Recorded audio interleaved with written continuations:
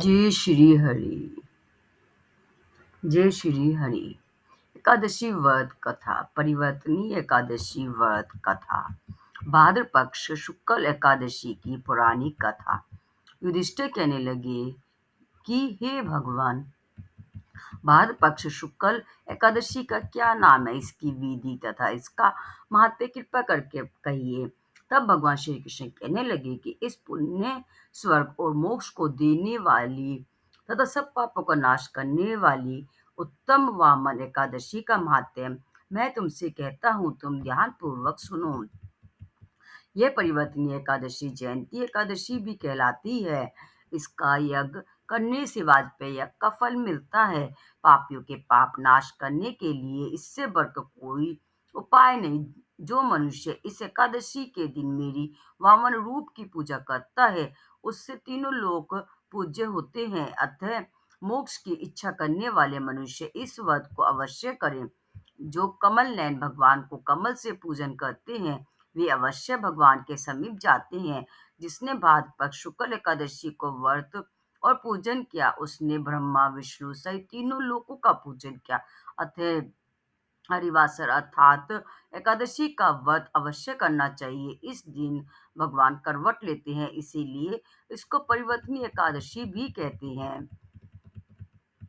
भगवान के वचन सुनकर युधिष्ठिर बोले कि भगवान, मुझे अति संदेह हो रहा है कि आप किस प्रकार सोते और करवट लेते हैं तथा किस तरह राजा बलि को बांधा और वामन रूप रखकर क्या क्या लीलाएं की।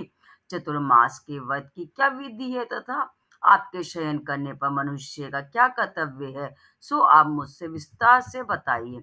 श्री कृष्ण कहने लगे कि हे राजन, अब आप सब पापों को नष्ट करने वाली कथा का श्रवण करें। त्रेता युग में बलि नामक एक दैत्य था। वह मेरा परम भक्त था। विविध प्रकार के वेद सूक्तों से मेरा पूजन क्या करता था और नित्य ही ब्राह्मणों का पूजन तथा यज्ञ के आयोजन करता था। लेकिन इंद्र से द्वेष के कारण उसने इंद्रलोक तथा सभी देवताओं को जीत लिया। इस कारण सभी देवता एकत्रित होकर सोच विचार कर भगवान के पास गए। बृहस्पति सहित इंद्रादित्य देवता प्रभु के निकट जाकर और नतमस्तक होकर वेद मंत्रों द्वारा भगवान का पूजन और स्तुति करने लगे। अतः मैंने वामन रूप धारण करके पांचवा अवतार लिया और फिर अत्यंत तेजस्वी रूप से राजा बलि को जीत लिया। इतनी वार्ता सुनकर राजा युधिष्ठिर बोले कि हे जनार्दन, आपने वामन रूप धारण करके उस महाबली दैत्य को किस प्रकार जीता। श्री कृष्ण कहने लगे, मैंने वामन रूपधारी ब्रह्मचारी बलि से 3 पग भूमि की याचना करते हुए कहा, ये मुझको 3 लोक के समान है और हे राजन, यह तुमको अवश्य ही देनी होगी। राजा बलि ने इसे तुच्छ याचना समझकर 3 पग भूमि का संकल्प मुझको दे दिया और मैंने अपने त्रिक्रम रूप को बढ़ाकर यहाँ तक कि पद भूलोक में जंघा, स्वर्गलोक में कमर, मैं लोक में पेट, जनलोक में हृदय, यमलोक में कंठ की स्थापना कर सत्यलोक में मुख और उसके ऊपर मस्तक स्थापित किया। सूर्य, चंद्रमा आदि सब ग्रह, गण, योग, नक्षत्र, इंद्रादिक देवता और शीश आदि सब नारायणों के ने विविध प्रकार से वेद सूक्तों से प्रार्थना की। तब मैंने राजा बलि का हाथ पकड़कर कहा कि हे राजन, एक पद से पृथ्वी, दूसरे से स्वर्गलोक पूर्ण हो गए, अब तीसरा पग कहाँ रखूं। तब बलि ने अपना सिर झुका लिया और मैंने अपना पैर उसके मस्तक पर रख दिया, जिससे मेरा वह भक्त पाताल को चला गया। फिर उसकी विनती और नम्रता को देखकर मैंने कहा कि हे बलि, मैं सदैव तुम्हारे निकट ही रहूंगा।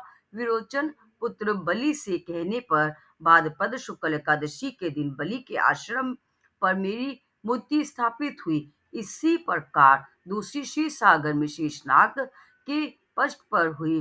हे राजन, इस एकादशी को भगवान शयन करते हुए करवट लेते हैं, इसीलिए तीनों लोकों के स्वामी भगवान विष्णु का उस दिन पूजन करना चाहिए। इस दिन तांबा, चांदी, चावल और दही का दान करना उचित है। रात्रि को जागरण अवश्य करना चाहिए।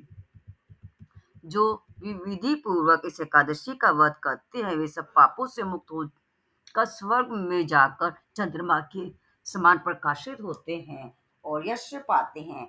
जो पापनाशक इस कथा को पढ़ते या सुनते हैं, उनको 1000 अश्वमेध यज्ञ का फल प्राप्त होता है। एकादशी की व्रत कथा। बोलो जय श्री हरि, जय श्री हरि विष्णु, जय श्री कृष्णा, जय राधे कृष्णा।